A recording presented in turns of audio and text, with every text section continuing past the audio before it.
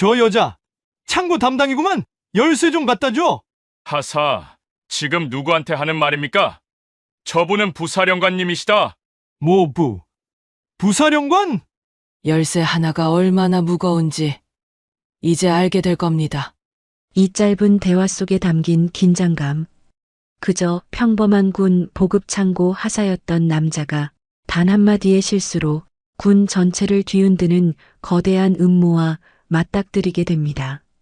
동료의 배신, 상관들의 압박, 그리고 목숨을 건 진실 추적. 과연 그는 창고 열쇠의 무게를 끝까지 지켜낼 수 있을까요? 그리고 부사령관과 함께 밝혀낼 충격적인 진실은 과연 무엇일까요? 잠시 후 당신은 믿기 힘든 반전과 드라마틱한 이야기를 보게 될 겁니다. 그 전에 잠깐 1초만 투자해서 구독, 좋아요 버튼을 꾹 눌러주시면 영상 제작에 큰 힘이 됩니다. 지금 바로 시작하겠습니다. 지방의 한적한 군부대, 보급창고 앞에서 박진수 하사가 낡은 장부에 도장을 찍고 있었습니다. 똑똑똑.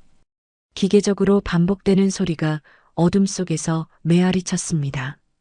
형광등 하나가 깜빡거리며 불안정한 빛을 내뿜고 있었는데 그 빛 아래서 박진수의 얼굴은 피곤함으로 가득했습니다. 오늘도 똑같은 하루구나. 박진수가 작은 소리로 혼잣말을 했습니다. 창고 안은 곰팡내와 먼지 냄새가 진동했습니다. 쌓여있는 군복들은 오래되어 색이 바랬고 전투화들은 습기로 인해 끈적한 느낌이 들었습니다. 이런 환경에서 일한 지도 벌써 2년이 넘었습니다. 박진수는 31살이었습니다. 대학을 졸업하고 취업이 안 되어 어쩔 수 없이 부사관으로 입대했던 것이 벌써 5년 전 일이었습니다. 처음에는 군대에서라도 뭔가 배우고 성장할 수 있을 거라고 생각했는데 현실은 그렇지 않았습니다. 매일 같은 일의 반복, 썩어가는 물자들을 정리하고 장부에 도장 찍는 일이 전부였습니다. 진수 하사님, 오늘도 수고 많으십니다. 후임병 김일병이 인사를 했습니다. 김일병은 20살간 넘은 어린 나이에 의무복무로 들어온 병사였습니다. 그래, 고생했어. 오늘 물자 점검은 다 끝났나? 박진수가 물었습니다. 네, 다 확인했습니다. 그런데 하사님, 저희 부대에서는 언제까지 이런 일만 해야 하는 건가요? 김일병의 목소리에는 답답함이 묻어 있었습니다. 박진수는 쓴 웃음을 지었습니다. 글쎄다. 나도 모르겠어. 처음에는 이것도 나름 의미 있는 일이라고 생각했는데 지금은 그냥 시간만 때우는 것 같아. 실제로 박진수의 하루는 단조로웠습니다. 오전 6시에 일어나서 점호를 받고 아침 식사 후 창고로 와서 물자를 정리하고 장부를 작성했습니다. 점심을 먹고 오후에도 똑같은 일을 반복했습니다. 저녁 식사 후에는 잠깐의 개인 정비 시간이 있었지만 그마저도 지루하기만 했습니다. 다른 부대원들 사이에서 박진수는 창고 열쇠라는 별명으로 불렸습니다. 그의 주된 역할이 창고 관리였고 항상 열쇠 꾸러미를 차고 다니기 때문이었습니다. 처음에는 농담처럼 시작된 별명이었지만 시간이 지나면서 그의 정체성이 되어버렸습니다. 진수하사, 창고 열쇠 좀 빌려줘. 진수야, 열쇠 어디 뒀어? 이런 말들을 매일 들으면서 박진수는 자신이 점점 하나의 도구처럼 취급받고 있다는 생각이 들었습니다. 저녁 시간, 박진수는 생활관에서 일기를 썼습니다. 오늘도 별일 없이 하루가 지나갔다. 언제까지 이런 생활을 해야 할까? 내 인생에 언제쯤 빛이 날까? 펜을 놓으며 그는 천장을 바라봤습니다. 형광등이 윙윙거리는 소리가 더욱 외롭게 들렸습니다. 박진수의 고향은 부산이었습니다. 아버지는 작은 공장을 운영하셨고 어머니는 동네 슈퍼를 하셨습니다. 대학 시절에는 경영학을 전공하며 나름대로 꿈이 있었습니다. 큰 회사에 취업해서 성공하고 싶었고 부모님을 편안하게 모시고 싶었습니다. 하지만 졸업할 무렵 우리나라 경제 상황이 좋지 않았고 취업문은 좁아졌습니다. 몇 차례 면접을 봤지만 번번이 떨어졌고 결국 부모님의 권유로 부사관이 되었습니다. 군대에서라도 안정적으로 생활하며 기회를 기다려보자는 생각이었습니다. 하지만 5년이 지난 지금 그때의 꿈들은 희미해져만 갔습니다. 부대 내에서 박진수의 평판은 나쁘지 않았습니다. 성실하고 책임감이 강했고 후임들을 잘 챙겨줬습니다. 하지만 그렇다고 특별할 것도 없는 평범한 간부였습니다. 진급도 평균 정도였고 특별한 공로나 두드러진 능력을 보인 적도 없었습니다. 내가 여기서 뭘 하고 있는 건가? 박진수는 자주 이런 생각을 했습니다. 물론 보급창고 관리도 중요한 임무였습니다. 부대원들의 의식주를 책임지는 일이었으니까요. 하지만 그 중요성을 인정받는 일은 거의 없었습니다. 오히려 당연한 일로 여겨질 뿐이었습니다. 다음 날도 똑같았습니다. 아침 점호 후 창고로 향하는 박진수의 발걸음은 무거웠습니다. 김일병이 먼저 와서 창고 문을 열어두고 기다리고 있었습니다. 하사님, 어제 새로 들어온 물자들 정리해놨습니다. 고마워. 오늘 할 일이 또 뭐가 있나? 상급부대에서 물자 현황 보고서를 요청했습니다. 언제까지 제출해야 하나요? 박진수는 한숨을 쉬었습니다. 이번 주 금요일까지네. 또 밤새워 작업해야겠어. 이런 보고서 작성은 박진수에게 가장 스트레스를 주는 일 중 하나였습니다. 복잡한 양식에 맞춰 일일이 기입해야 했고 조금이라도 틀리면 다시 작성해야 했습니다. 하지만 이 보고서를 받는 상급부대에서는 형식적으로 확인만 할 뿐 실제 현장의 어려움은 알려고 하지 않았습니다. 점심시간 식당에서 동기인 이중사와 마주쳤습니다. 이중사는 행정보급과에서 근무하고 있었습니다. 진수야, 요즘 어때? 창고 일은 여전히 재미없지? 뭐 그럭저럭이지. 너는 어때? 나도 비슷해. 그런데 말이야, 요즘 우리 부대에 감사가 나올 거라는 소문이 있어. 박진수의 표정이 굳어졌습니다. 감사? 뭐 때문에? 물자 관리 쪽에서 뭔가 문제가 있다는 얘기가 있어.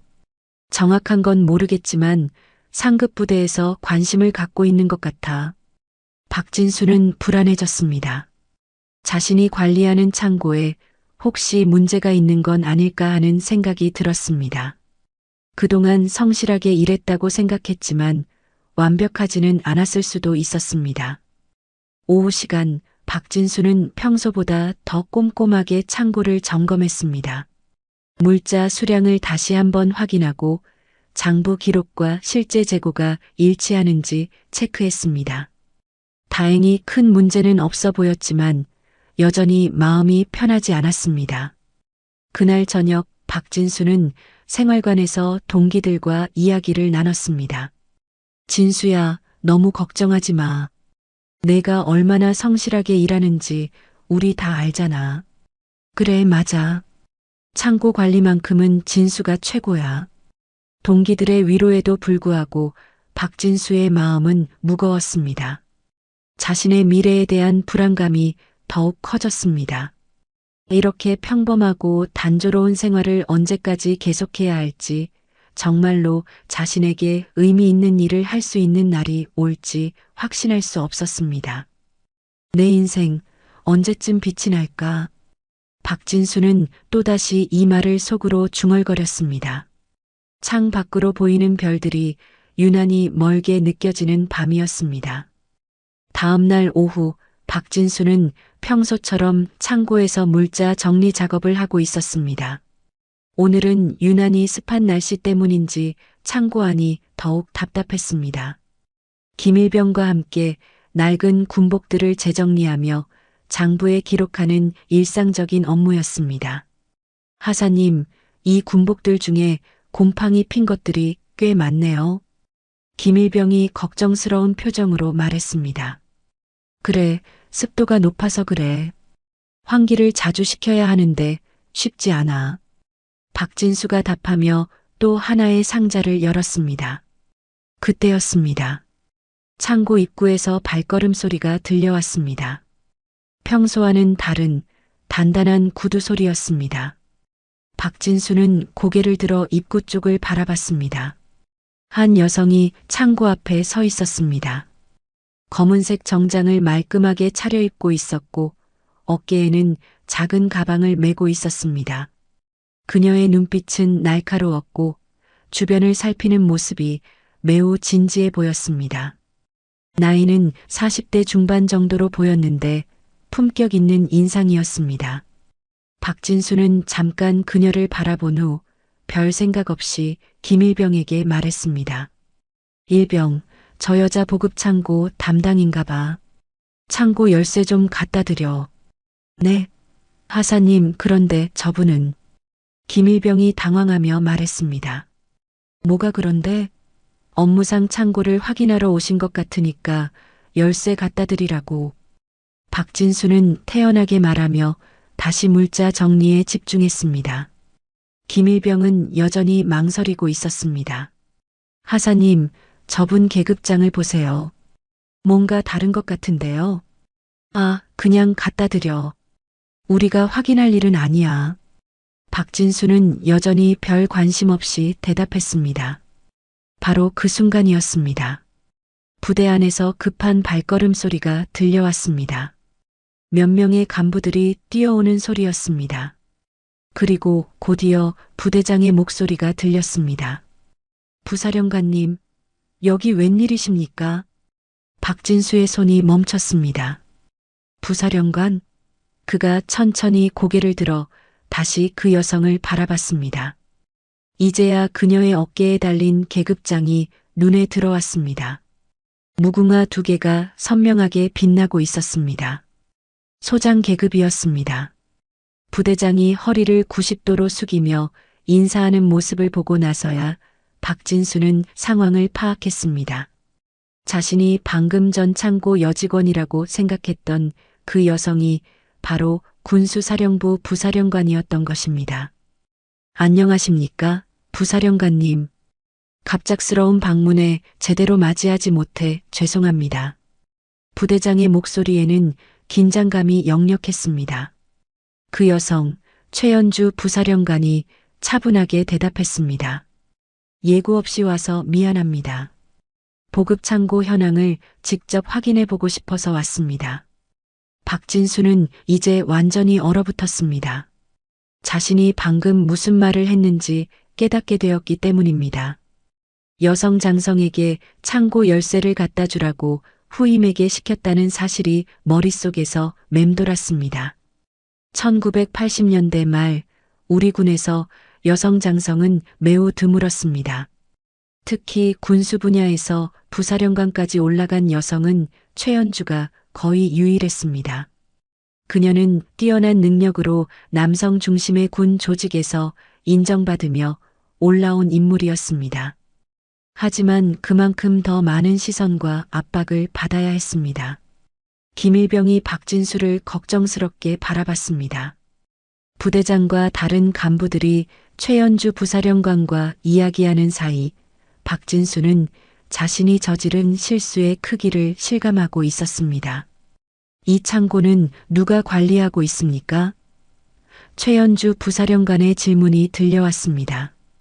박진수 하사가 담당하고 있습니다. 부사령관님. 부대장이 대답했습니다. 최연주 부사령관의 시선이 박진수에게 향했습니다. 그녀의 눈빛은 예리했지만 차분했습니다. 박진수는 어색하게 차렷 자세를 취했습니다. 박진수 하사입니까?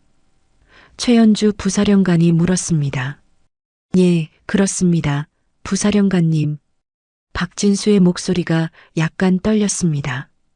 아까 제게 창고 열쇠를 갖다 주라고 하셨던 분이 박진수 하사인가요? 순간 주변이 조용해졌습니다. 부대장과 다른 간부들의 시선이 일제히 박진수에게 집중되었습니다. 박진수는 목이 막히는 것 같았습니다. 죄송합니다.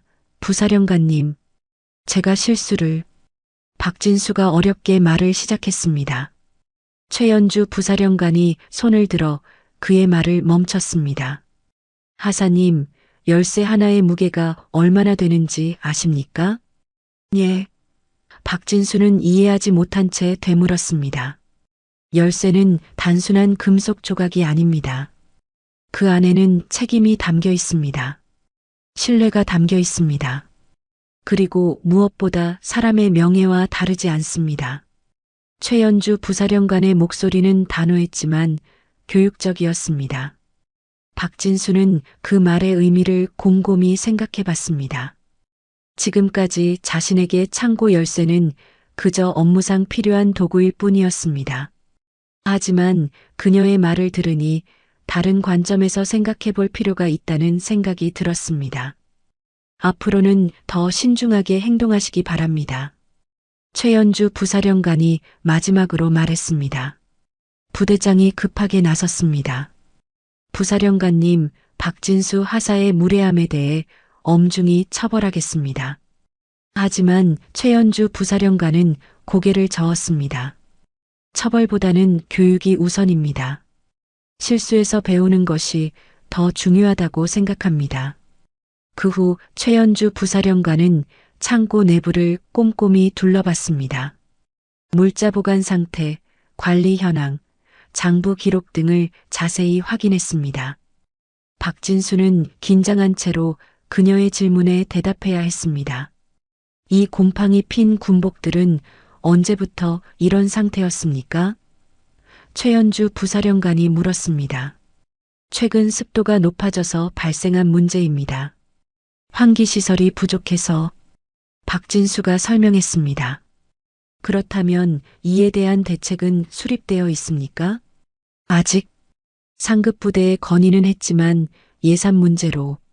최연주 부사령관은 고개를 끄덕였습니다. 현장의 어려움을 잘 알겠습니다. 검사가 끝난 후 최연주 부사령관은 부대장과 간단한 면담을 가졌습니다. 박진수는 그 시간 동안 불안한 마음으로 기다려야 했습니다. 저녁이 되어서야 부대장이 박진수를 따로 불렀습니다. 진수하사, 오늘 일로 상급 부대에 보고가 올라갈 것 같네. 박진수의 얼굴이 창백해졌습니다. 부대장님, 정말 죄송합니다. 앞으로 절대 이런 일이. 그런데 부사령관님이 특별한 처벌은 원하지 않는다고 하셨어. 다만 앞으로 더욱 신중하게 행동하라는 당부를 전해달라고 하셨지. 박진수는 안도의 숨을 쉬었지만 동시에 부끄러움이 밀려왔습니다. 자신의 경솔한 행동이 부대 전체에 민망함을 주었다는 생각이 들었기 때문입니다. 그날 밤 생활관에서 박진수의 이야기는 이미 모든 부대원들에게 퍼져 있었습니다. 진수, 진짜 부사령관을 창고 담당자로 봤다고? 동기 이중사가 믿을 수 없다는 표정으로 물었습니다. 그냥 평범한 민간인인 줄 알았어. 박진수가 씁쓸하게 답했습니다. 여군 장성을 창고 여직원으로 취급한 망언병사가 되어버렸네. 다른 동기가 농담 반 진담 반으로 말했습니다. 박진수는 이제 부대 안에서 새로운 별명을 갖게 되었습니다. 여군 장성을 창고 여직원으로 착각한 병사라는 길고 부끄러운 별명이었습니다. 하지만 더 큰 문제는 이 일이 자신의 군 생활에 어떤 영향을 미칠지 모른다는 것이었습니다. 그날 밤 박진수는 잠을 이루지 못했습니다. 최연주 부사령관의 말이 계속 머릿속에 맴돌았습니다. 열쇠 하나의 무게, 사람의 명예와 다르지 않다는 그 말의 의미를 계속 생각해 봤습니다. 지금까지 자신에게 창고 관리는 그저 주어진 업무일 뿐이었습니다. 하지만 오늘 일을 계기로 자신의 역할에 대해 다시 생각해 보게 되었습니다. 과연 자신이 지금까지 제대로 된 책임감을 갖고 일했는지 아니면 그저 시간만 때우며 이랬는지 반성하게 되었습니다. 최연주 부사령관과의 만남 이후 며칠이 지났지만 부대 안의 분위기는 여전히 어수선했습니다. 박진수의 실수는 이제 부대 전체가 아는 이야기가 되어버렸고 그는 어디를 가든 시선을 받아야 했습니다. 진수야, 너 때문에 우리 부대가 유명해졌다. 선임 하사가 반농담조로 말했습니다. 상급 부대에서도 이 얘기가 돌고 있다던데? 박진수는 고개를 숙인 채 대답했습니다. 죄송합니다, 선임님. 정말 실수였습니다. 하지만 더 큰 문제가 기다리고 있었습니다. 최연주 부사령관의 정체가 알려지면서 그녀가 얼마나 대단한 인물인지도 함께 알려졌기 때문입니다. 최연주 소장은 1950년생으로 여성으로서는 매우 드물게 군 간부로 시작해서 장성까지 올라간 인물이었습니다. 그녀는 육군사관학교 출신은 아니었지만 뛰어난 실무 능력과 리더십으로 남성 중심의 군 조직에서 인정받아왔습니다. 특히 군수 분야에서는 그녀의 전문성을 인정하지 않는 사람이 없었습니다. 1970년대 후반 그녀가 중위 시절에는 여성 간부에 대한 편견이 지금보다 훨씬 심했습니다. 하지만 최연주는 그런 어려움을 극복하며 꾸준히 성장해 왔습니다. 부대원들 사이에서는 그녀가 국방대학원에서 군수학 석사학위를 받았고 미국 국방대학에서 연수를 받은 경력도 있다는 이야기가 돌았습니다. 그런 분을 창고 담당자로 봤다니 박진수는 자신의 무지함이 더욱 부끄러워졌습니다. 며칠 후 박진수에게 부대장실로 오라는 연락이 왔습니다. 그의 가슴은 불안감으로 가득했습니다. 혹시 징계 처분이 내려지는 건 아닌지 아니면 다른 부대로 전속되는 건 아닌지 걱정이 되었습니다. 박진수 하사 들어와. 부대장의 목소리는 평소보다 무거웠습니다. 안녕하십니까, 부대장님. 박진수가 경례를 했습니다. 앉아. 며칠 전 일에 대해 이야기할 게 있어. 부대장이 의자를 가리키며 말했습니다. 박진수는 조심스럽게 의자에 앉았습니다. 부대장의 표정에서 심각함이 느껴졌습니다.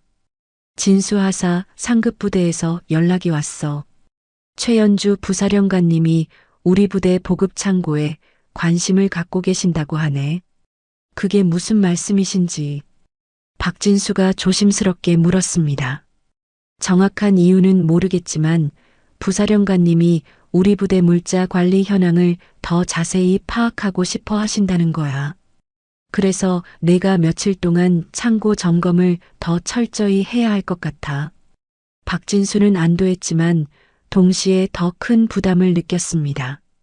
부사령관이 계속 관심을 갖고 있다는 것은 자신의 업무에 더 신경을 써야 한다는 의미였기 때문입니다.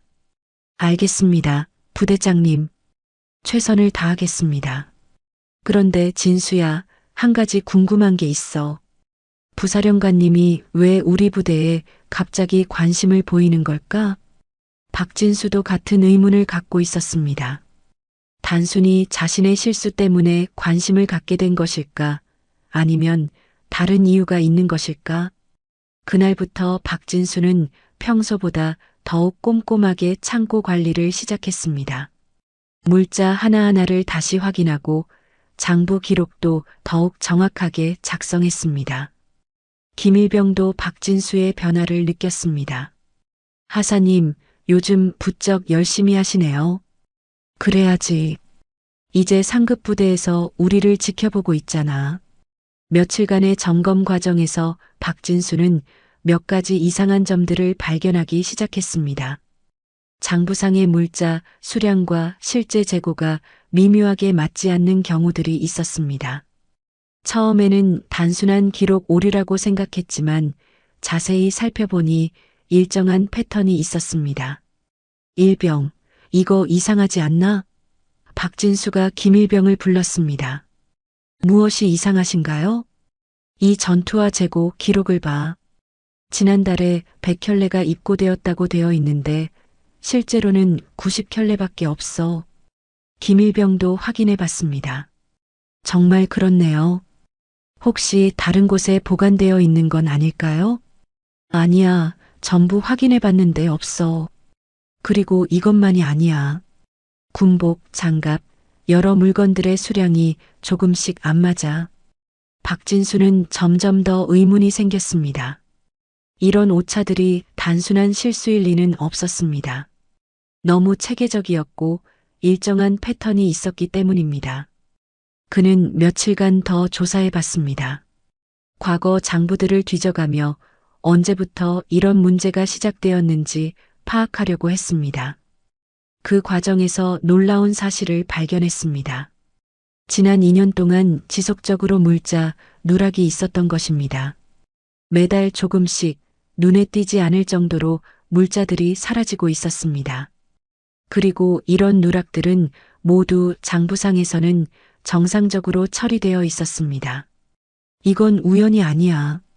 박진수가 혼잣말로 중얼거렸습니다. 박진수는 이 문제를 누구에게 보고해야 할지 고민했습니다. 부대장에게 바로 이야기할 수도 있었지만 자신의 추측이 틀릴 수도 있다는 생각이 들었습니다. 게다가 이런 일이 조직적으로 이뤄지고 있다면 부대 내부의 누군가가 관련되어 있을 수도 있었습니다. 며칠간 고민하던 박진수는 동기인 이중사에게 조심스럽게 이야기해 봤습니다. 중사야, 내가 발견한 게 있는데 어떻게 생각해? 박진수는 자신이 찾아낸 물자, 누락 패턴에 대해 설명했습니다. 이중사는 심각한 표정으로 들었습니다. 진수야, 이건 정말 심각한 문제야. 만약 내 추측이 맞다면 이건 단순한 관리 소홀이 아니라. 그렇지? 나도 그렇게 생각해. 그런데 이런 일을 누가 할 수 있을까? 창고에 접근할 수 있는 사람은 한정되어 있잖아. 박진수도 같은 생각이었습니다. 창고 열쇠를 갖고 있는 사람은 자신뿐이었고 물자 반출을 승인할 수 있는 권한을 가진 사람들도 몇 명 되지 않았습니다. 혹시 상급 간부 중에 이중사가 조심스럽게 말했습니다. 그런 생각도 했어. 하지만 확실한 증거가 없으면 함부로 의심할 수는 없잖아. 박진수는 더 확실한 증거를 찾기로 결심했습니다. 밤늦은 시간까지 창고에 남아서 과거 기록들을 더 자세히 조사했습니다. 그 과정에서 또 다른 이상한 점을 발견했습니다. 물자 반출 승인서들 중에 서명이 의심스러운 것들이 있었습니다. 같은 사람의 서명인데도 미묘하게 다른 경우들이 있었던 것입니다. 마치 누군가가 서명을 흉내낸 것처럼 보였습니다. 이제 확실해졌어. 박진수가 중얼거렸습니다. 하지만 문제는 이 정보를 어떻게 활용할 것인가였습니다. 잘못 처리하면 자신이 오히려 곤란해질 수도 있었습니다. 더구나 이런 비리에 관련된 사람이 자신보다 계급이 높은 간부라면 더욱 조심스러웠습니다. 그때 박진수의 머릿속에 최연주 부사령관의 모습이 떠올랐습니다. 그녀가 갑작스럽게 부대를 방문한 것이 단순한 우연이 아닐 수도 있다는 생각이 들었습니다. 혹시 그녀도 이런 문제를 의심하고 있는 것은 아닐까? 부사령관님이 창고를 그렇게 자세히 둘러본 이유가 있었구나. 박진수가 깨달았습니다.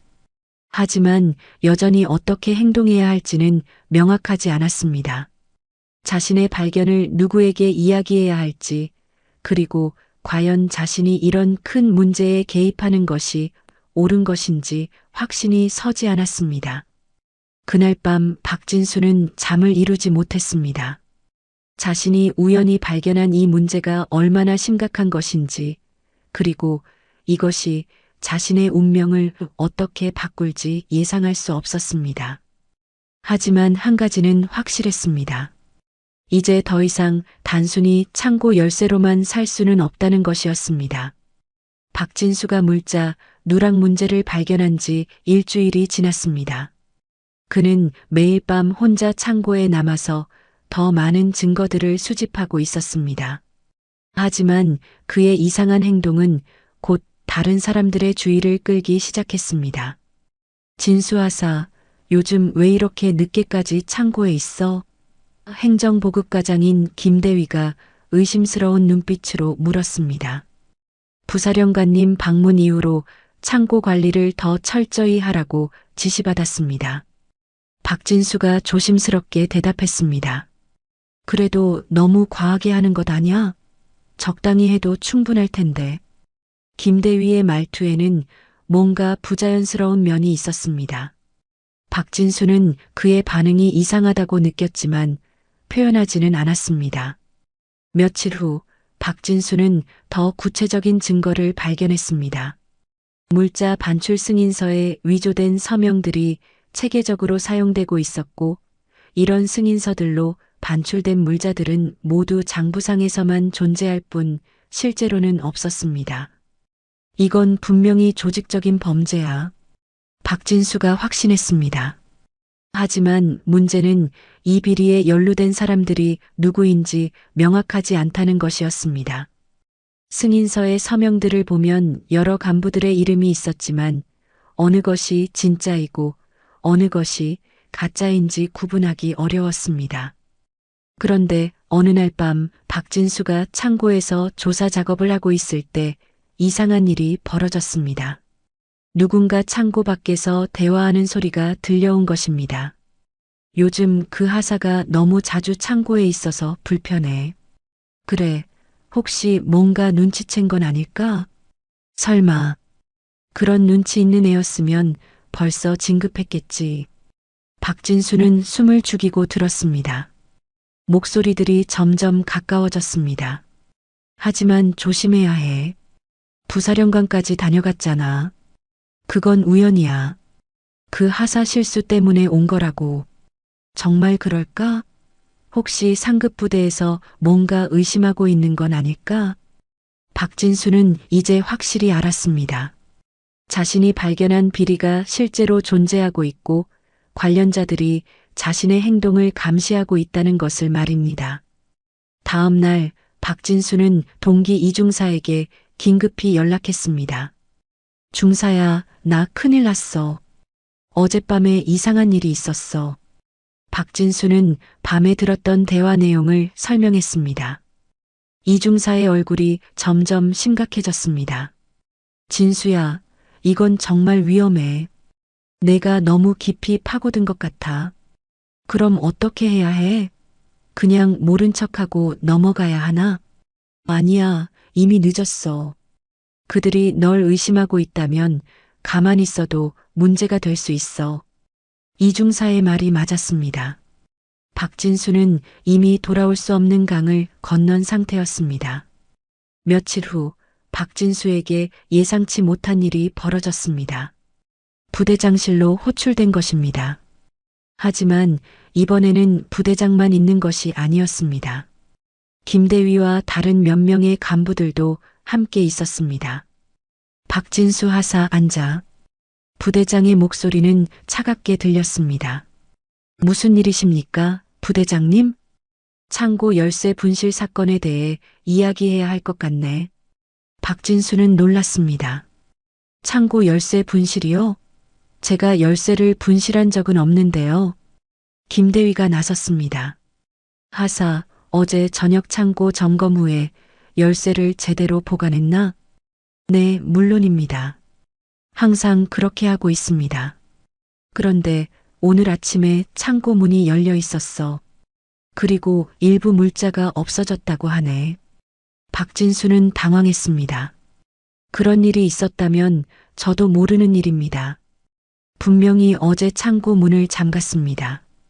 그럼 누가 창고를 열었을까? 열쇠는 내가 갖고 있는데? 상황이 이상하게 돌아가고 있었습니다. 박진수는 자신이 함정에 빠지고 있다는 느낌이 들었습니다. 부대장님, 저는 정말 열쇠를 분실하지 않았습니다. 확인해 보시면. 확인해 봤어. 오늘 아침 내 사물함에서 열쇠가 발견되었는데 어젯밤에 내가 창고를 제대로 잠그지 않았다는 증거가 있어. 박진수는 억울했습니다.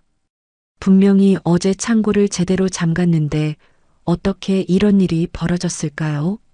하사, 요즘 내가 창고에서 이상한 행동을 한다는 보고도 있었어. 밤늦게까지 혼자 있으면서 뭘 하고 있었나? 이제 박진수는 상황을 이해했습니다. 자신이 물자 누락을 조사하는 것을 눈치챈 누군가가 자신을 희생양으로 만들려고 하고 있는 것이었습니다. 부대장님, 제가 설명드릴 게 있습니다. 박진수가 간절하게 말했습니다. 설명? 최근에 창고 물자 관리를 점검하던 중에 이상한 점들을 발견했습니다. 장부상의 수량과 실제 재고가 맞지 않는 경우들이 있었습니다. 김대위가 즉시 반박했습니다. 그건 내가 관리를 제대로 하지 않아서 생긴 문제 아닌가? 아닙니다. 체계적인 패턴이 있었습니다.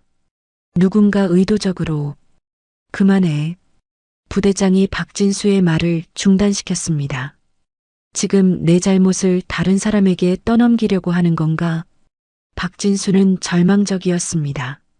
자신이 발견한 진실을 말하려고 하는데 오히려 책임 회피로 받아들여지고 있었습니다. 하사, 창고 관리 소홀과 열쇠 분실에 대한 책임을 져야 할 것 같네. 영창 처분도 고려하고 있어. 영창이요? 박진수의 얼굴이 창백해졌습니다. 그 전에 내가 최근에 한 행동들에 대해 자세히 조사할 거야. 혹시 다른 문제는 없었는지 말이야.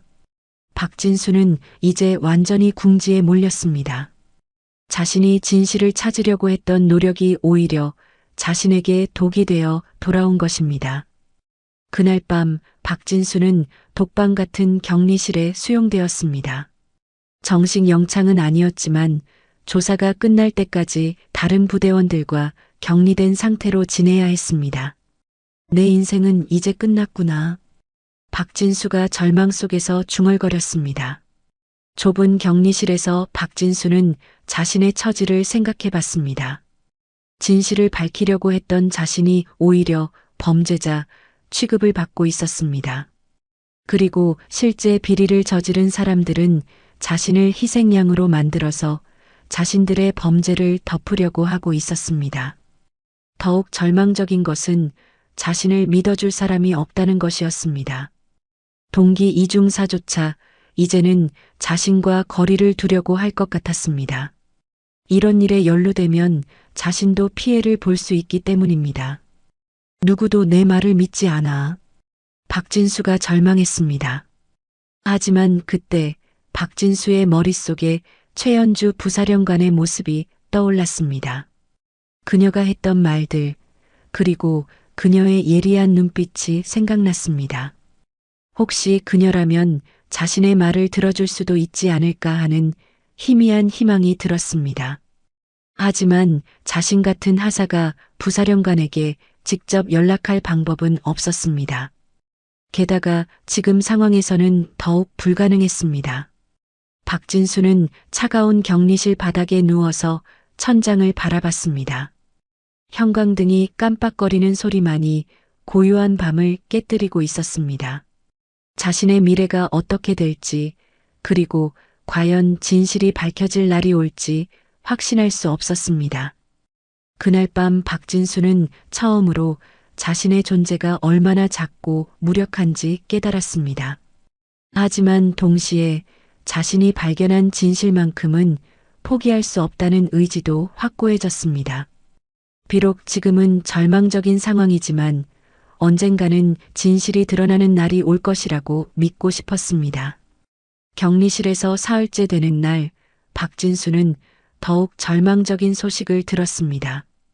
김일병이 면회를 와서 부대 안의 상황을 전해줬기 때문입니다. 하사님, 부대 안이 완전히 뒤바뀌었습니다. 김일병의 목소리에는 걱정이 가득했습니다. 무슨 일이야? 박진수가 물었습니다. 창고 물자 도난 사건이 더 커졌습니다. 상급 부대에서 특별조사팀이 내려와서 전면 조사를 하고 있어요. 박진수는 한편으로는 안도했습니다. 자신이 발견한 문제가 드러나고 있다는 의미였기 때문입니다. 하지만 김일병의 다음 말에 다시 절망했습니다. 그런데 하사님이 주범으로 몰리고 있습니다. 김대위님이 조사팀에게 하사님이 오랫동안 체계적으로 물자를 빼돌렸다고 증언했어요. 뭐라고? 박진수가 믿을 수 없다는 표정으로 소리쳤습니다. 그뿐만 아닙니다. 이중사님도. 김일병이 말을 멈췄습니다. 중사가 어쩌다고? 이중사님이 조사팀에게 하사님이 최근에 이상한 행동을 많이 했다고 증언했습니다. 밤늦게까지 창고에 혼자 있으면서 뭔가 수상한 일을 하고 있었다고. 박진수의 가슴이 무너져 내렸습니다. 자신이 가장 믿었던 동기마저 자신을 배신한 것입니다. 이중사는 박진수가 물자 누락을 조사하고 있다는 사실을 알고 있었는데 그것을 오히려 박진수에게 불리하게 증언한 것이었습니다. 중사가 정말 그런 말을 했나? 박진수의 목소리가 떨렸습니다. 네, 안타깝지만 그렇습니다. 그리고 하사님이 부사령관님께 무례하게 행동했던 것도 다시 문제가 되고 있어요. 상급 부대에서는 하사님이 평소에도 문제가 많은 간부였다고 판단하는 것 같습니다. 박진수는 완전히 절망했습니다. 자신이 진실을 밝히려고 했던 모든 노력이 오히려 자신에게 불리한 증거로 사용되고 있었습니다. 그리고 자신을 믿어줄 거라고 생각했던 사람들마저 등을 돌리고 있었습니다. 김일병이 떠난 후 박진수는 혼자서 생각에 잠겼습니다. 어떻게 이런 상황이 벌어진 걸까요? 자신이 뭔가 잘못한 것일까요? 아니면 정말로 거대한 음모에 휘말린 것일까요? 내가 너무 순진했나? 박진수가 자책했습니다. 그런데 그때 격리실 문이 열렸습니다. 헌병이 들어와서 박진수에게 말했습니다. 박진수 하사 나와. 면회객이 있어. 면회객이요? 누구인데요? 모르겠어. 그냥 따라와. 박진수는 궁금해하며 헌병을 따라갔습니다. 면회실에 들어서자 그는 자신의 눈을 의심했습니다. 거기에는 최연주 부사령관이 앉아 있었습니다. 안녕하십니까, 부사령관님. 박진수가 경례를 했습니다. 앉으세요, 박진수 하사. 최연주 부사령관의 목소리는 차분했지만 권위가 있었습니다. 박진수는 조심스럽게 앉았습니다. 왜 부사령관이 자신을 만나러 왔는지 이해할 수 없었습니다. 하사님, 요즘 어려운 상황에 처해 있다고 들었습니다. 네, 죄송합니다. 부사령관님께 누를 끼쳐드린 것 같습니다. 최연주 부사령관이 고개를 저었습니다. 아닙니다. 오히려 제가 하사님에게 감사해야 할 것 같습니다. 무슨 말씀이신지. 하사님이 최근에 창고에서 발견한 것들에 대해 이야기해 보겠습니까? 박진수는 놀랐습니다. 어떻게 부사령관이 자신이 발견한 것들에 대해 알고 있는 걸까요? 부사령관님께서는 어떻게? 하사님, 당신 눈빛에서 진실을 봤습니다. 최연주 부사령관의 말에 박진수는 더욱 놀랐습니다. 저는 오랫동안 이 부대의 군납 비리를 추적해왔습니다. 하지만 확실한 증거를 찾기가 어려웠습니다. 그런데 하사님이 발견한 물자, 누락 기록들이 제가 찾던 마지막 퍼즐 조각이었습니다. 박진수는 믿을 수 없었습니다. 자신이 우연히 발견한 것들이 부사령관의 오랜 수사와 연결되어 있었다는 것입니다. 그럼 부사령관님께서 우리 부대에 오신 것도 네, 우연이 아니었습니다. 저는 이미 이 부대에 문제가 있다는 정보를 갖고 있었습니다. 그래서 불시에 방문해서 직접 확인하려고 했던 것입니다. 그런데 제가 실수를 해서 최연주 부사령관이 미소를 지었습니다. 하사님의 그 실수 덕분에 저는 확신을 갖게 되었습니다. 하사님 같은 성실한 간부가 관리하는 창고에서 물자, 누락이 발생한다는 것은 말이 안 되거든요. 박진수는 이제 상황을 이해하기 시작했습니다. 자신이 겪고 있는 모든 일들이 더 큰 그림의 일부였던 것입니다. 부사령관님, 그럼 지금 제가 처한 상황은 누군가는 이 비리를 드러내야 합니다. 그리고 그 누군가는 바로 하사님입니다. 하지만 저는 이미 모든 사람들에게 의심받고 있습니다. 제 말을 믿어줄 사람이 없어요. 저는 믿습니다. 최연주 부사령관의 말에 박진수의 눈에 희망의 빛이 돌았습니다. 하사님, 처음 저에게 창고 열쇠를 달라고 했을 때를 기억하십니까? 네, 죄송합니다. 정말 실수였습니다. 그때 저는 하사님을 보고 확신했습니다. 이 사람은 진실한 사람이라고 말입니다. 거짓이나 꾀가 없는 순수한 마음을 가진 사람이라고요. 박진수의 가슴이 뭉클해졌습니다. 자신을 믿어주는 사람이 있다는 것만으로도 큰 위로가 되었습니다. 부사령관님, 그럼 제가 어떻게 해야 할까요? 용기를 내세요. 진실은 반드시 드러나게 되어 있습니다. 하지만 그러려면 누군가는 용기 있게 나서야 합니다. 하지만 저 혼자서는 어렵습니다. 모든 사람들이 저를 의심하고 있고 증거들도. 하사님은 혼자가 아닙니다. 저와 국방부 수사단이 함께 할 것입니다. 최연주 부사령관은 박진수에게 자신이 준비해온 서류들을 보여줬습니다. 그것은 지난 몇 년간 여러 부대에서 발생한 유사한 군납 비리 사건들의 자료였습니다. 이 모든 사건들에는 공통점이 있습니다. 그리고 이 부대에서 일어나고 있는 일도 같은 패턴입니다. 박진수는 자료들을 보면서 놀랐습니다. 자신이 발견한 것들이 훨씬 큰 조직적 범죄의 일부였던 것입니다. 하사님이 발견한 증거들과 제가 수집한 정보들을 종합하면 이제 확실한 증거를 만들 수 있습니다. 그럼 제가 억울하게 누명을 쓴 것도 해결될 수 있을까요? 물론입니다. 하지만 그러려면 하사님이 용기를 내서 증언해야 합니다. 쉽지 않을 것입니다. 많은 압박과 위협이 있을 수도 있습니다. 박진수는 잠깐 생각했습니다. 지금까지 자신이 겪어온 일들을 생각해보면 앞으로도 쉽지 않을 것 같았습니다. 하지만 이제는 혼자가 아니었습니다. 부사령관님, 제가 해야 할 일을 말씀해 주세요. 최연주 부사령관의 얼굴에 만족스러운 표정이 떠올랐습니다. 하사님, 이제 당신은 단순한 창고 열쇠가 아닙니다. 진실을 지키는 군인입니다. 그 말을 들은 순간 박진수는 처음으로 자신의 존재 가치를 깨달았습니다.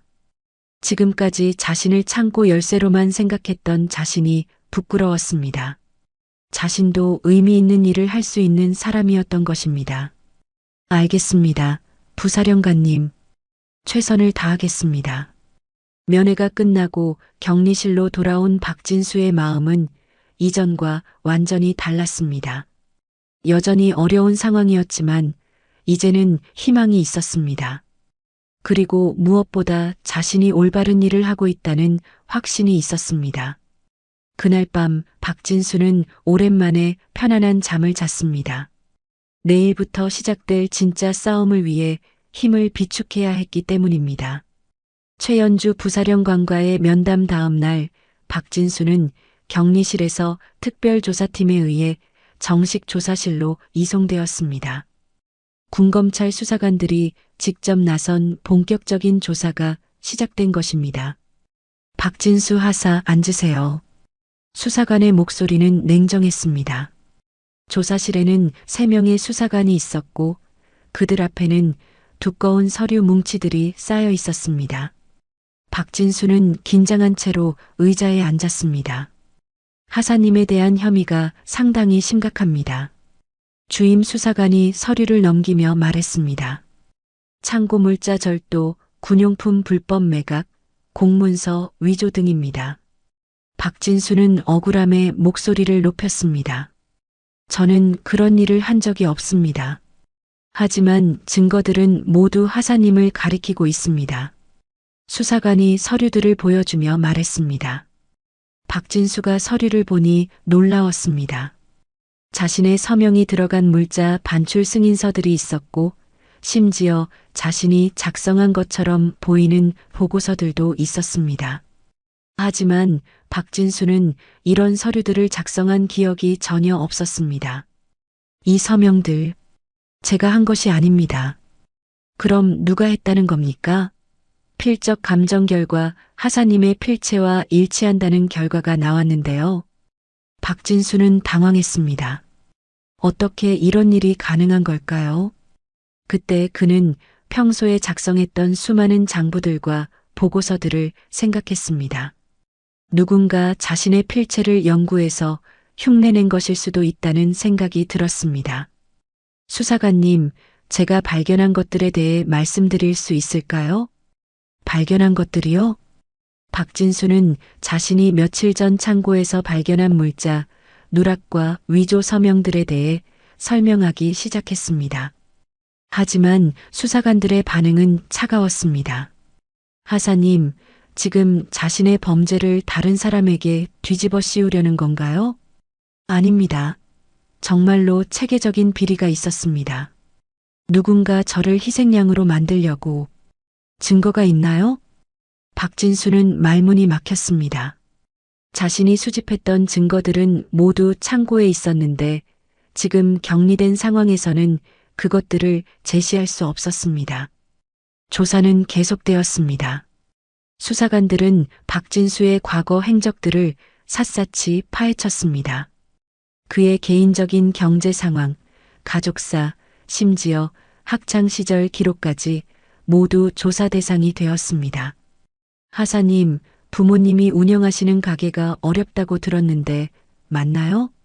그렇긴 하지만 그래서 돈이 필요했던 거 아닙니까? 아닙니다. 그런 이유로 범죄를 저지를 사람이 아닙니다. 하지만 수사관들은 이미 박진수를 범인으로 확신하고 있는 것 같았습니다. 모든 질문과 추궁이 그의 유죄를 입증하는 방향으로 진행되었습니다. 며칠간 계속된 조사 과정에서 박진수는 점점 지쳐갔습니다. 하루에 10여 시간씩 계속되는 신문과 추궁에 육체적으로도 정신적으로도 한계에 다다르고 있었습니다. 그런데 조사 사흘째 되는 날 의외의 사람이 증인으로 나타났습니다. 바로 김일병이었습니다.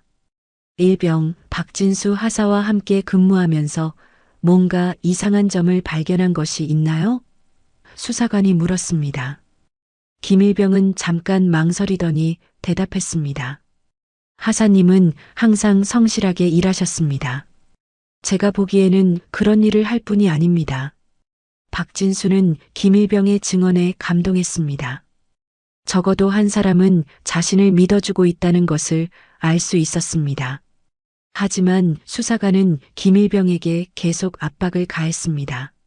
일병 하사가 최근에 밤늦게까지 창고에 혼자 있는 일이 많았다고 들었는데 그것은 네, 그렇긴 했습니다.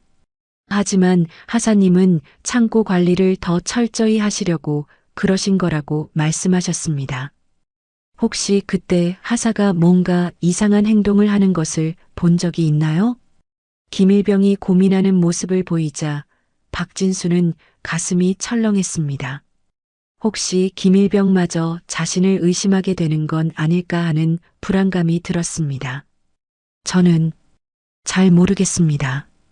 김일병이 조심스럽게 대답했습니다.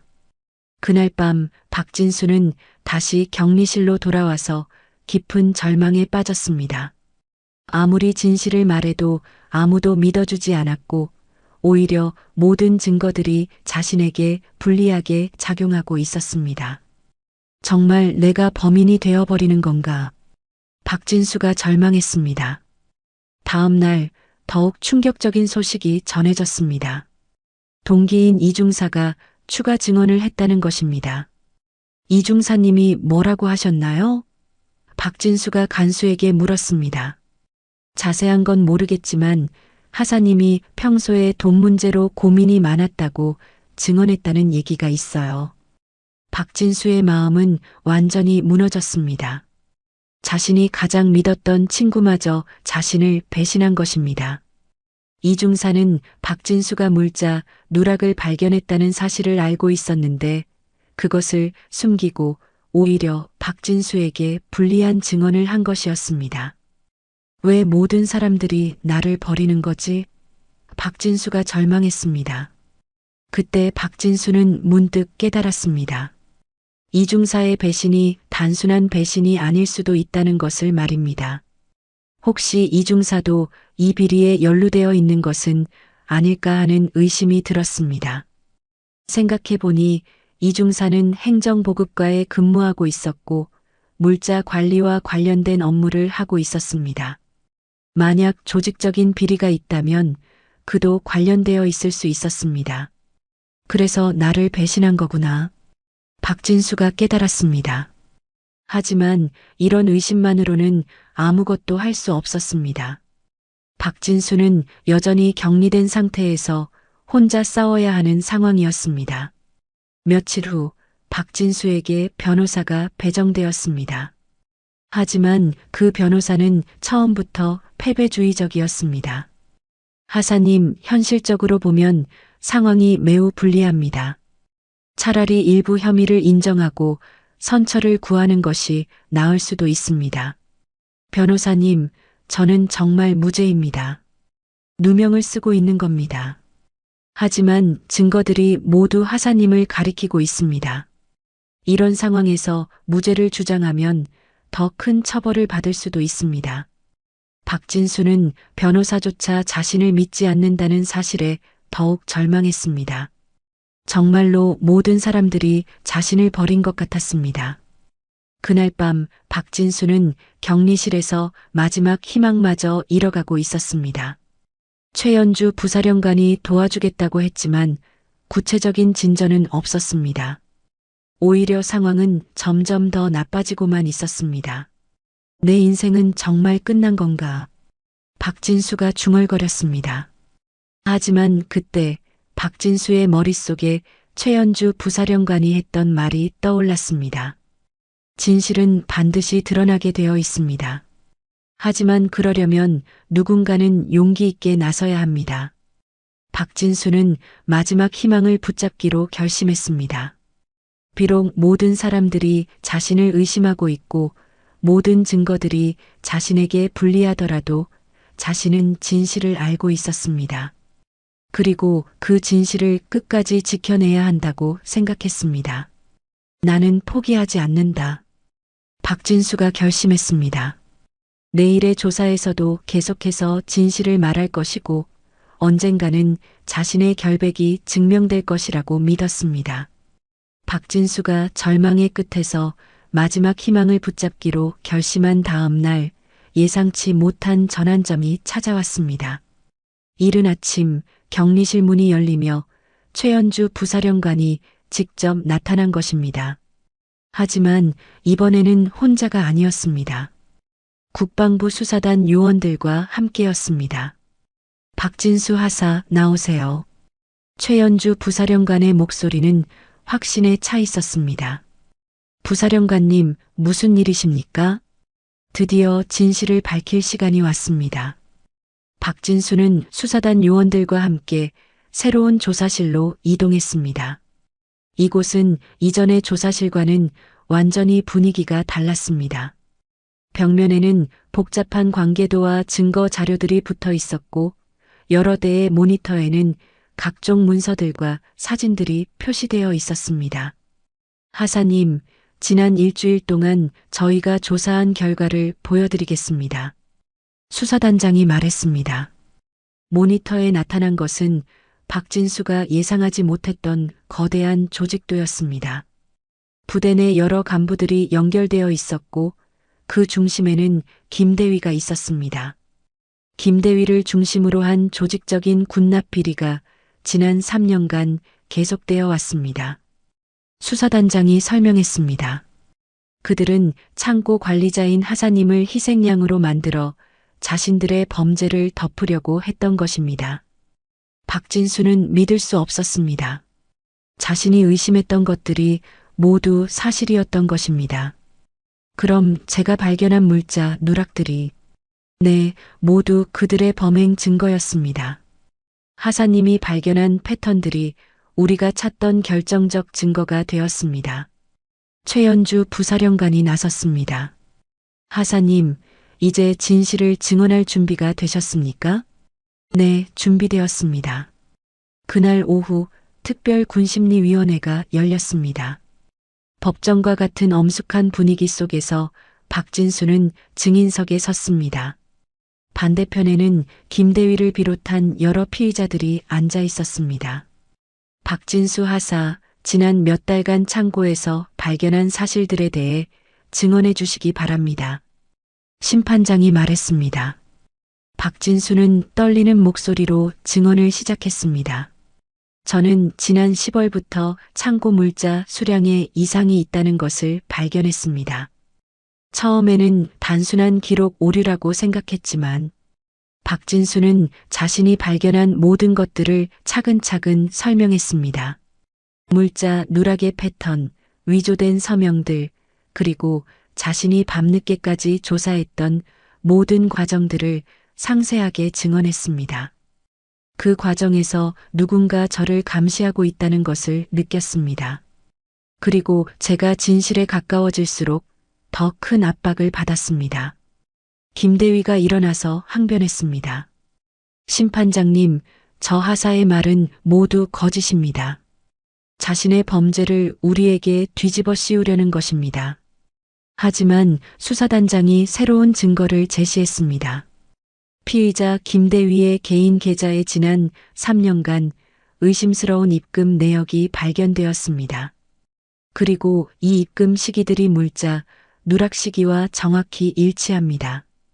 또한 다른 증거들도 계속 제시되었습니다. 김대위가 민간업체와 주고받은 의심스러운 서류들, 위조 서명을 연습한 흔적들, 심지어 박진수의 필체를 연구한 자료들까지 발견된 것이었습니다. 그들은 박진수 하사의 필체를 수개월간 연구해서 위조 서명을 만들어냈습니다. 그리고 하사가 진실에 가까워지자 그를 희생양으로 만들기 위해 치밀하게 증거를 조작했습니다. 가장 충격적인 것은 이중사의 배신 이유가 밝혀진 것이었습니다. 이중사는 김대위에게 협박을 받아서 거짓 증언을 할 수밖에 없었던 것입니다. 이중사는 가족의 안전을 위협받았습니다. 그래서 울며 겨자 먹기로 거짓 증언을 할 수밖에 없었던 것입니다. 박진수는 이중사를 원망했던 자신이 부끄러워졌습니다. 친구도 자신과 같은 피해자였던 것입니다.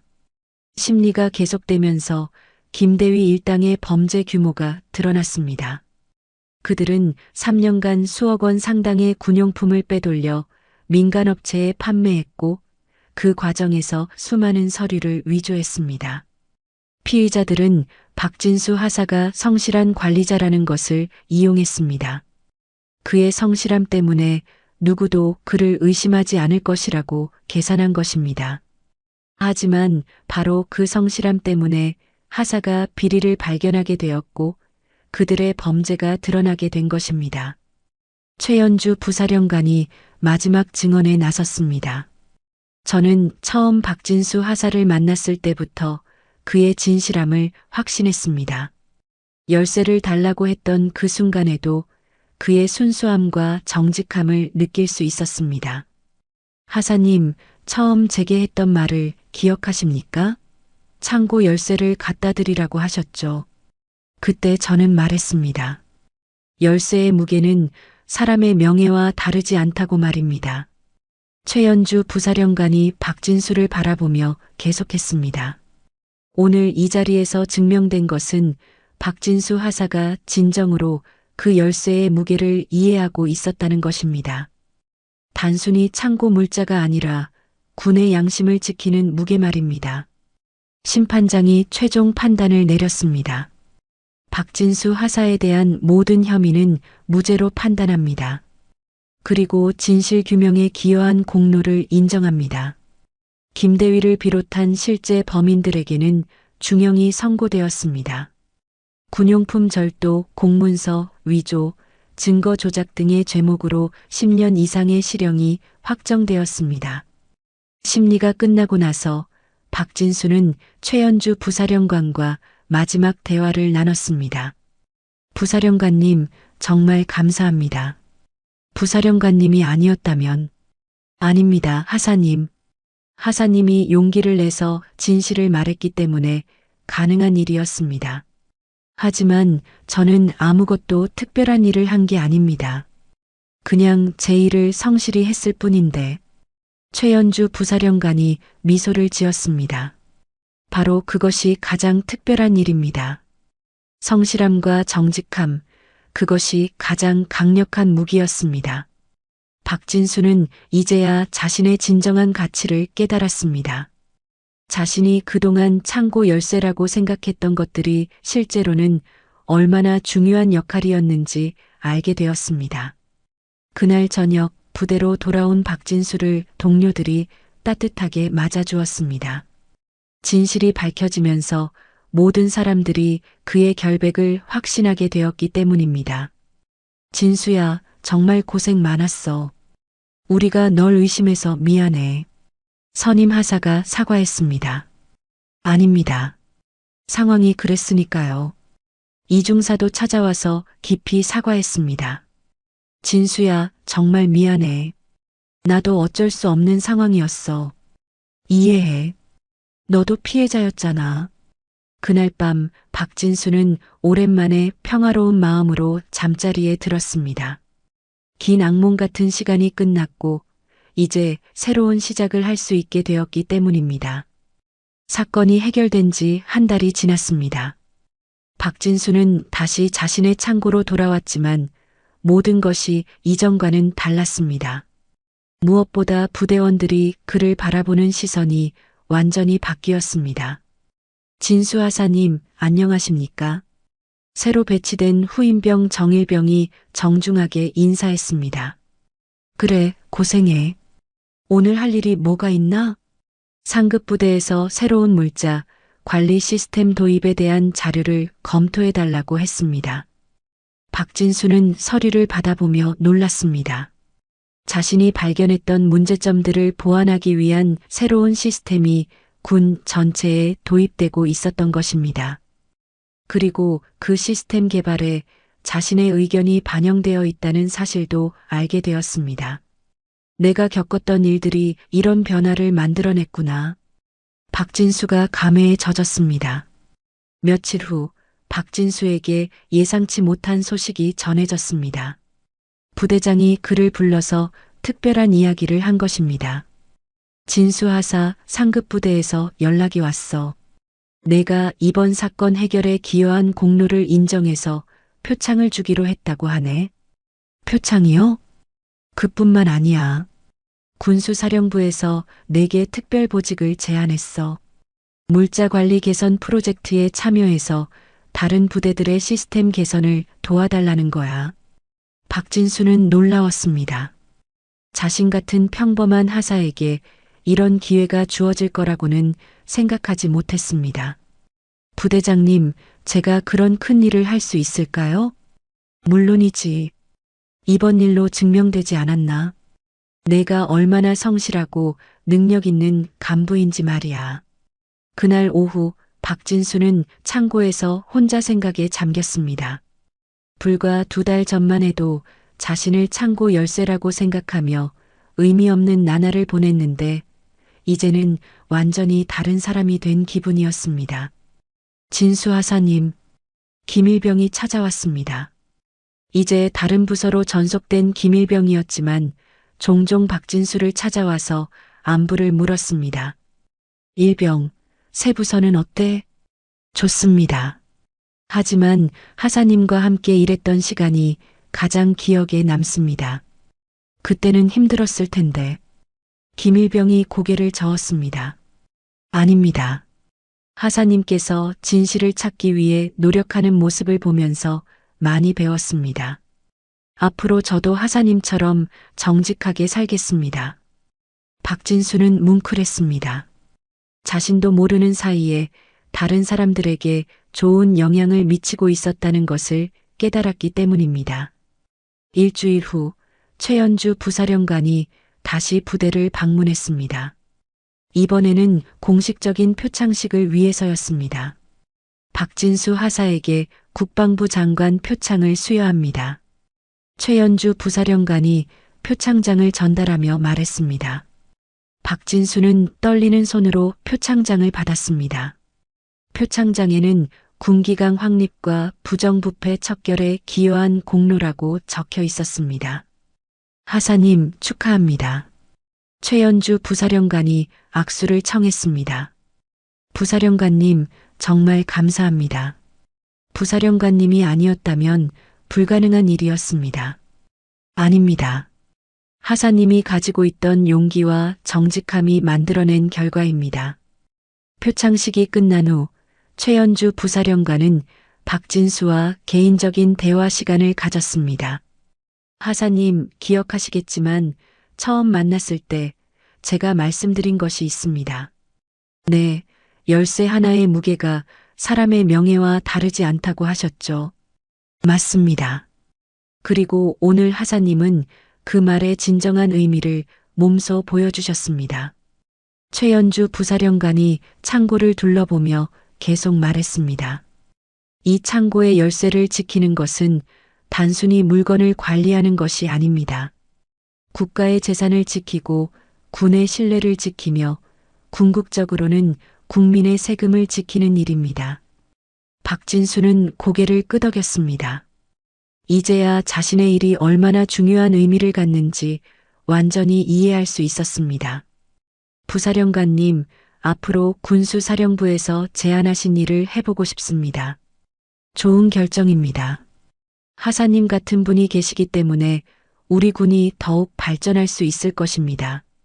며칠 후 박진수는 새로운 임무를 시작하기 전에 마지막으로 자신의 창고를 정리했습니다. 후임자에게 인수인계를 하면서 그는 특별한 당부를 했습니다. 이 열쇠들을 잘 지켜주세요. 단순한 금속 조각이 아닙니다. 이 안에는 책임과 신뢰 그리고 명예가 담겨 있습니다. 후임 하사가 진지한 표정으로 대답했습니다. 알겠습니다, 선임님. 선임님처럼 성실하게 임무를 수행하겠습니다. 그날 저녁 박진수는 생활관에서 마지막 일기를 썼습니다. 오늘로 내 창고지기 생활이 끝났다. 처음에는 단순하고 의미 없는 일이라고 생각했지만 이제야 깨달았다. 어떤 일이든 성실하게 하면 의미가 있고 정직하게 하면 가치가 있다는 것을. 앞으로는 더 큰 무대에서 일하게 되지만 이곳에서 배운 교훈들을 잊지 않을 것이다.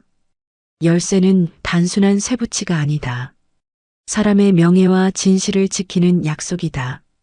다음 날 아침 박진수가 부대를 떠나기 전에 많은 동료들이 배웅을 나왔습니다. 불과 몇 달 전만 해도 창고 열쇠라고 불렸던 그가 이제는 진실을 지킨 군인으로 불리고 있었습니다. 진수야, 새로운 곳에서도 건강하게 잘해. 이중사가 악수를 청했습니다. 너도 고생했어. 앞으로는 우리 모두 당당하게 살자. 그래, 너 덕분에 많이 배웠어. 정직하게 사는 게 얼마나 중요한지 말이야. 박진수는 부대 정문을 나서면서 뒤돌아봤습니다. 자신이 5년 동안 생활했던 곳이었고 인생의 가장 힘들고도 값진 경험을 했던 곳이었습니다. 고마웠어. 박진수가 부대를 향해 작은 인사를 했습니다. 새로운 임무지로 향하는 차 안에서 박진수는 창밖을 바라보며 생각했습니다. 자신의 인생이 완전히 바뀌었다는 것을 느낄 수 있었습니다. 더 이상 창고 열쇠가 아니라 자신만의 가치와 의미를 가진 한 사람의 군인이 된 것입니다. 몇 개월 후 박진수가 참여한 물자 관리 개선 프로젝트는 큰 성과를 거두었습니다. 정군에 새로운 시스템이 도입되었고 유사한 비리를 예방할 수 있는 장치들이 만들어졌습니다. 박진수의 경험과 아이디어가 그 중심에 있었습니다. 그리고 1년 후 박진수는 예상보다 빠른 진급을 하게 되었습니다. 중사로 진급하면서 그는 새로운 책임을 맡게 되었습니다. 축하합니다, 박중사님. 새로운 부하 직원이 인사했습니다. 고맙습니다. 함께 열심히 해봅시다. 박진수는 이제 완전히 다른 사람이 되었습니다. 자신감이 넘쳤고 사명감도 뚜렷했습니다. 무엇보다 자신이 하는 일에 대한 자부심이 있었습니다. 어느 날 오후 박진수는 우연히 옛 부대 근처를 지나게 되었습니다. 잠깐 들러서 옛 동료들과 인사를 나누고 싶었지만 시간이 없어서 그냥 지나쳤습니다. 하지만 차창으로 보이는 그 창고를 보며 그는 미소를 지었습니다. 저곳에서 내 진짜 인생이 시작되었구나. 그날 저녁 박진수는 부모님께 전화를 드렸습니다. 아들아, 요즘 어떻게 지내니? 잘 지내요, 어머니. 일도 보람 있고요. 그래, 다행이다. 내가 군대에서 표창도 받았다고 하던데 정말 자랑스러워. 고맙습니다. 모두 부모님 덕분입니다. 박진수는 자신이 얼마나 많이 성장했는지 새삼 느꼈습니다. 예전에는 매일 내 인생 언제쯤 빛이 날까라고 한탄했는데 이제는 자신의 인생이 충분히 빛나고 있다는 것을 알 수 있었습니다. 그 빛은 거창한 성취나 화려한 성공에서 나오는 것이 아니었습니다. 성실함과 정직함, 그리고 진실을 향한 용기에서 나오는 것이었습니다. 밤하늘을 올려다보며 박진수는 중얼거렸습니다. 열쇠는 단순한 쇠붙이가 아니다. 사람의 명예와 진실을 지키는 약속이다. 그리고 그는 앞으로도 그